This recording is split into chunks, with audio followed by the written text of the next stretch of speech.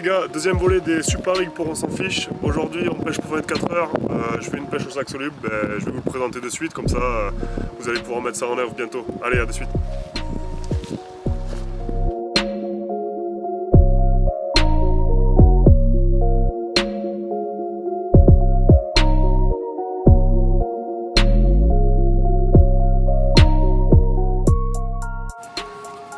Bon, on se retrouve sur mon poste, voilà, je suis installé pour 24 heures.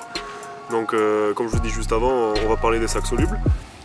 Du moins de comment j'utilise les sacs solubles parce que le sujet est très vaste et on va pas s'étendre sur toutes les possibilités de pêche avec cette technique. Donc voilà, on va juste parler de comment je les utilise. Donc pour faire simple, j'utilise cette méthode à cette période, c'est-à-dire en hiver, parce que j'ai très peu de temps devant moi, c'est-à-dire une journée, demi-journée, voire 24 heures, et j'ai pas le temps de mettre en place un amorçage ou de forcément spawner, et puis les poissons sont pas vraiment enclins à se nourrir, donc le fait d'utiliser un sac et très peu d'amorçage peut vite amener à une touche. Donc qu'est-ce que je mets dans ces sacs? Écoutez, un peu de tout, ça peut aller du pelé, stick mix, bouillette broyée, et puis maintenant il y a même des graines PVA friendly, donc c'est vraiment parfait pour la saison. Et puis ça peut être une bonne alternative quand les poissons ne sont pas vraiment actifs, et le fait d'utiliser tous ces différents amorçages peut amener à une touche. Donc voilà, pour parler après niveau montage, j'utilise soit un lead core, soit un leader. Où je vais insérer un plomb inline d'assez faible grammage, c'est-à-dire à peu près 50 grammes. Et surtout, après on va parler de la chose la plus importante, ce qui est le bas de ligne. Il faut qu'il soit en matériau souple, donc une tresse souple.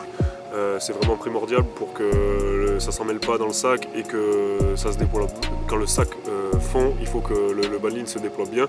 Et le fait d'utiliser une tresse souple, ça permet ça. Après, comme Hesh, j'utilise principalement des pop-up, c'est principalement du moins 100% des pop-up quand je pêche avec des sacs. Pourquoi? Parce que j'aime bien que mon Hesh soit juste au-dessus de mon amorçage, et surtout c'est très visuel, quand le poisson va mettre le nez dedans, le premier truc qu'il voit c'est la pop-up, et ça peut vite déclencher une touche, surtout quand les poissons sont tatillons comme en hiver. Donc voilà, je pense que c'est une très bonne technique pour cette période.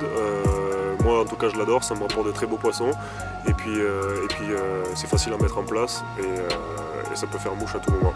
Donc voilà, écoutez, j'espère que ça vous a aidé et que vous avez aimé ce volume 2 des Super Rigs, et on va se retrouver très bientôt pour un volume 3 sur la page On s'en fiche. Allez, à bientôt les gars, ciao.